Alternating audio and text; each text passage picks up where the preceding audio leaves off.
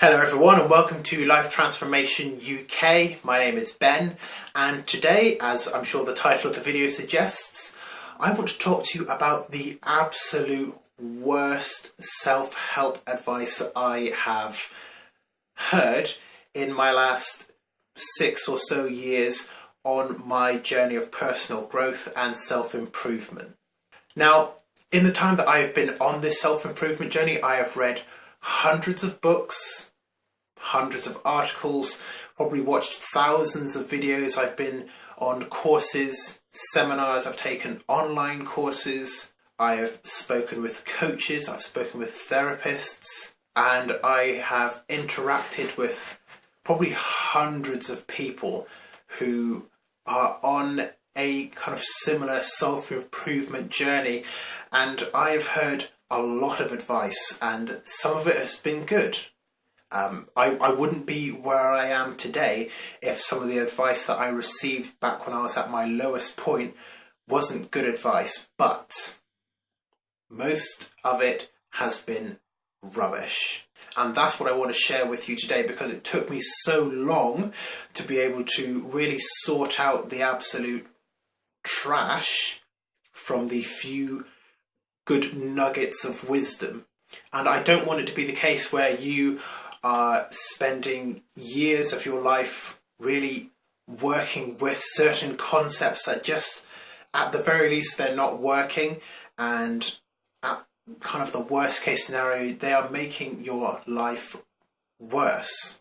I know for myself that one of the things that really ruined me and my confidence and my view of the world, and actually really damaged my relationship with my family as well, was when I was inducted into what I call the cult of positive thinking, where everything you think has to be positive. You have to block out all the negativity, you have to cut out the toxic relationships in your life.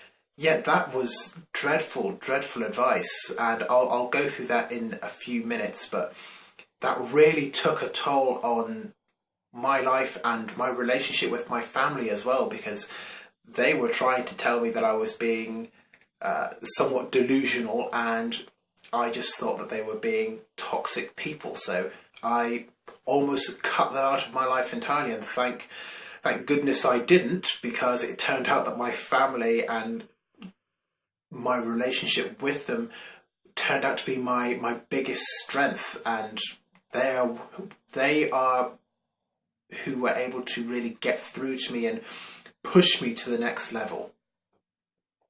So I'm going to talk about my kind of top 5 bits of the worst self-help advice that I've heard. I'm not going to hold back on this. I am just going to say it how I think it is. And I know that some of these will be difficult to hear, because on the face of it, they sound like really, really good advice until you really start to think about it. So without much more preamble, let's jump into these dreadful bits of advice, starting with number 1, never give up. Now, I've put this at number 1 because it's really low-hanging fruit. Never give up is a absolutely dreadful idea. Think about it like this. You've fallen into deep water and you're disoriented. You don't know which way is up, which way is down, and you just start swimming, trying to find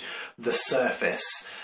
But unknowingly, you're just swimming deeper and deeper and deeper and deeper, and you're running out of oxygen. That is the idea of never giving up.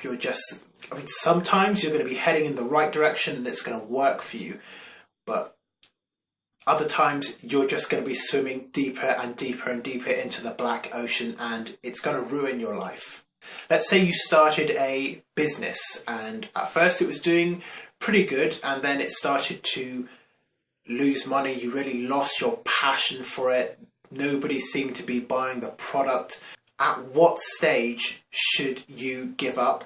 I don't know. It depends on the situation and on the context, but what I do know is that just doubling down and really buckling down and really getting into the nitty-gritty of it, it might help some of the time, but the majority of the time you're just going to make the situation worse. There is a good time to quit things.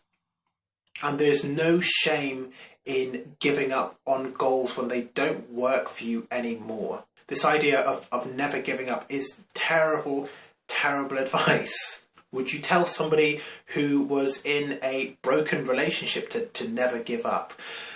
No, because at a certain point you reach a point where you're not getting positive returns from the actions that you're taking.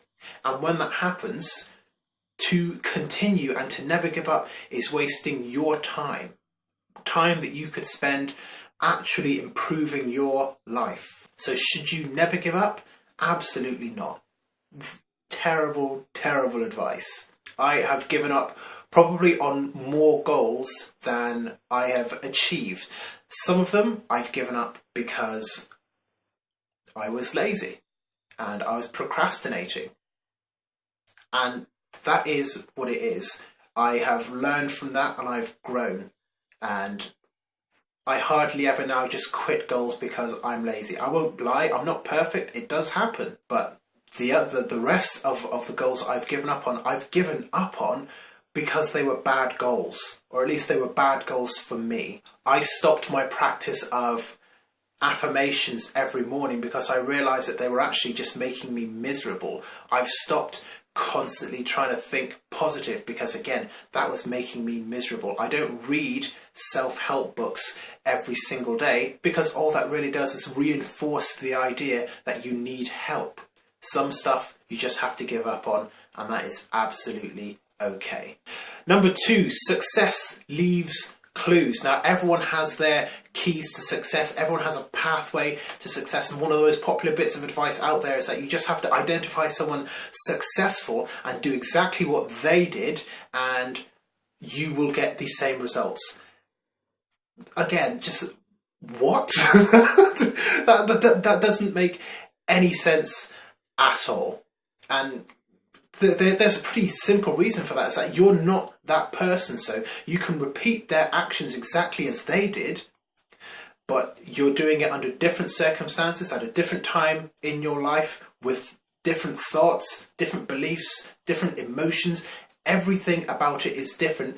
And even the actions that you're taking, you're only taking the actions that you've seen them take, and you're not doing the stuff that was in between. You're not connecting, you're not having those same life lessons. One person's pathway to success is 100 other people's pathway to failure.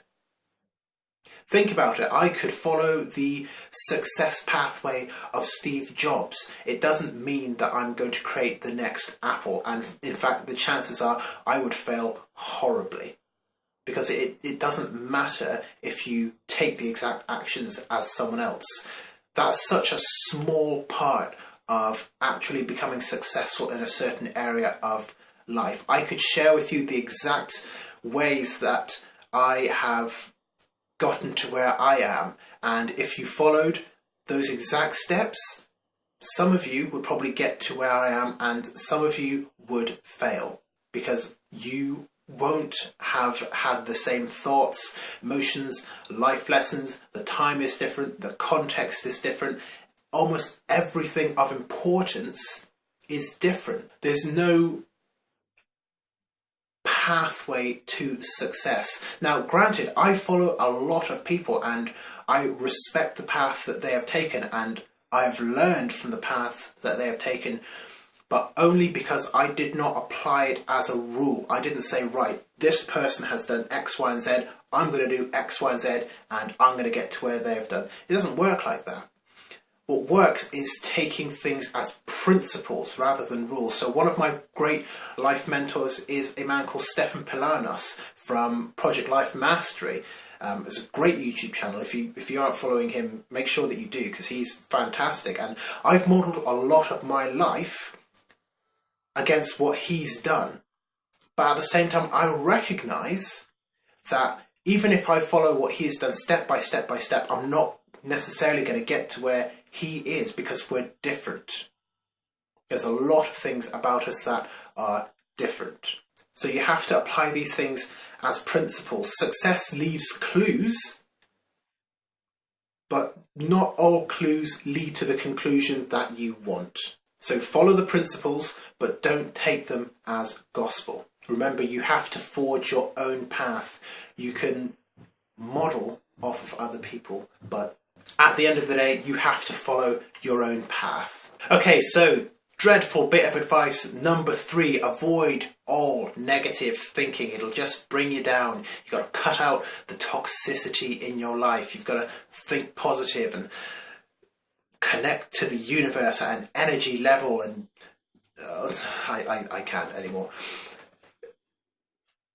Negative thinking is not a bad thing. In fact, negative thinking is a very, very good thing. Negative thinking and positive thinking are two sides of the same coin, and you need both sides in order to make your life work. If you're just thinking positively all the time, what you're doing is deluding yourself as to the way that the world really is. There is a reality, and the reality is sometimes things in the world suck. Bad things happen every single day to everyone. And if you don't believe me, go and switch on the news right now. Just watch the news for 10, 15 minutes, probably not even that long. Watch the news for like a minute, and you'll probably see at least 2 or 3 dreadful things that have happened. Go through your news feed, go through your Facebook feed, and that's what you will see, bad things happening. So negative thinking is not necessarily a bad thing, it's just a part of reality. Negative thinking can also be an amazing tool for self-improvement. Because if you can forecast ahead and think, right, what is the absolute worst thing that could happen, then you can plan for it.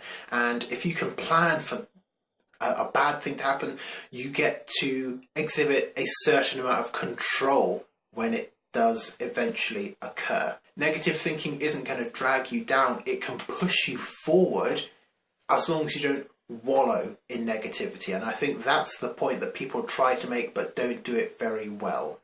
Negative thinking is not an inherently bad thing. In fact, I would even go as far as to say that labeling thinking as either positive or negative is in and of itself the actual problem, because if you can take an objective viewpoint of your thoughts and just kind of identify them actually as thoughts rather than as good or bad, then you can start to have a more accurate appraisal of your world and the wider world as well. Dreadful bit of advice number 4 is that you attract your reality.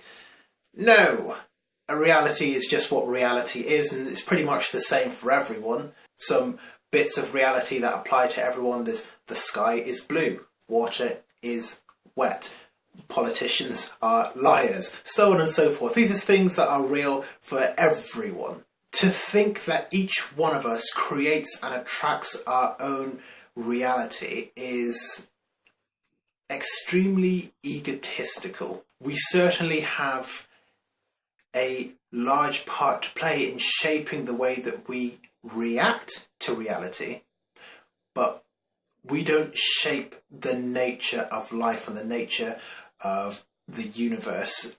It just doesn't work like that. There are many people out there that will say that it's your vibrations or your thoughts that you put out or your energy that you put out that changes things.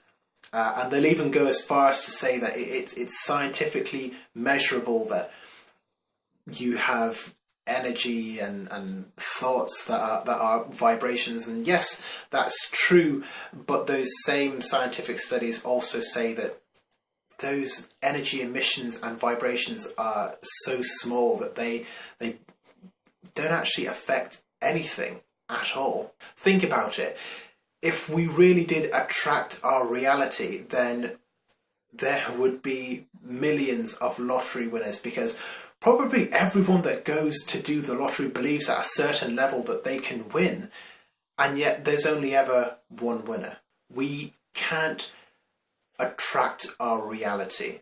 We can only live in it, and we can only choose how it is that we're going to think about it, the way that we are going to take action in the world, the way that we're going to respond to things that happen, because there is a reality out there and we just live in it, and we have to make our peace with that and take action accordingly, because at the end of the day we cannot change the nature of the world and the nature of the universe and the nature of life itself.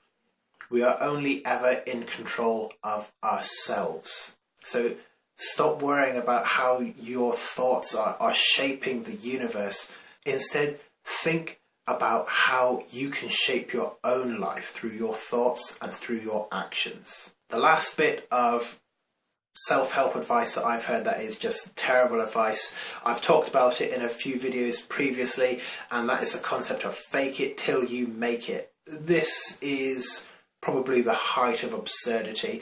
It doesn't work in the area of confidence, it doesn't work in the area of self-improvement, it doesn't work in any life area at all. Can you imagine going to a driving test, for example, and just faking it till you make it? No, the driving examiner is going to pick out straight away that you've got no idea how to drive. You're just pressing buttons and changing gears and not really even lifted the handbrake off yet. So you can very, very easily pick out somebody who's faking their confidence, because they have to think about it.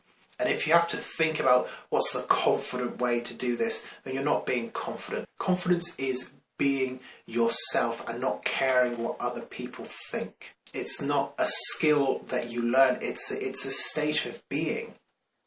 And everyone is confident in their own way in certain areas. You can learn to be more confident in areas that you might not be so confident in, but it's not some esoteric thing that you will one day find it will just transform you. That's not the way that confidence works. It's not the way that self-improvement works. You can't fake it till you make it. It doesn't work with confidence. It doesn't work in relationships. It doesn't work in business. It doesn't work at all. And at the end of the day, would you trust somebody that you know to be faking certain aspects of your life? So I would encourage you not to fake it. Just find a way to accept yourself as you are, and to accept that you are not perfect and that you're not on the path to be perfect. You're just here to make progress. Now, there's loads more self-help advice out there that is terrible, and I could spend hours going through all of it. I highly recommend this book by Derren Brown, Happy. It goes through a lot of the things that I've talked about here today, and it talks a lot about a lot of the very popular self-help myths. So highly recommend it. I intend to do a full review on this book pretty soon, because it is very, very interesting. But I would encourage you to really think about the rules that are being put forth in these self-help books and by coaches and by gurus, because they're not rules, they're just principles, and some of them will work and some of them won't, depending on you and the way that you take action and the way that you react to things and the way that you think about things. So I encourage you to go out there and forge your own path. So I hope you have found this video useful. If you have done, make sure to leave a like and a comment as well, letting me know how you're going to be transforming your life. And while you're down there, why not subscribe to the channel as well. Thank you for watching this video. I do hope that you have found it useful, and I look forward to seeing you in the next one very soon.